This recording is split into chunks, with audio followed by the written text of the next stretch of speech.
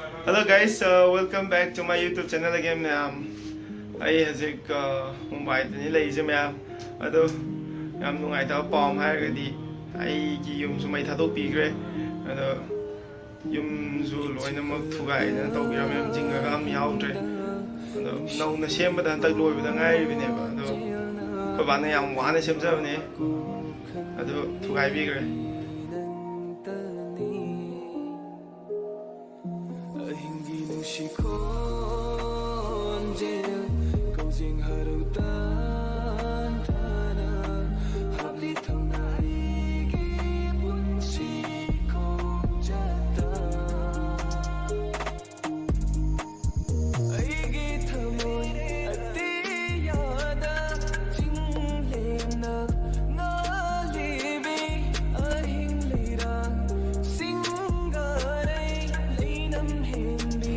Thugai bagi video do matek am khakti yawi thugai ra matung da yam sang di video di yaw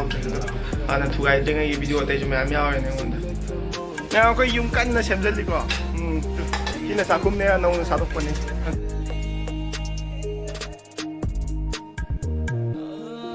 yum kai gum da ai public property gum thugai kai tawra kari moi da tongja bano kari kana bano moi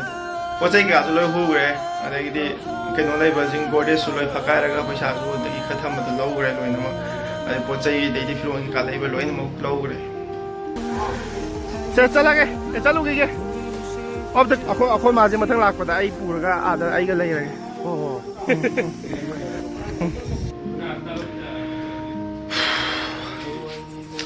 other guys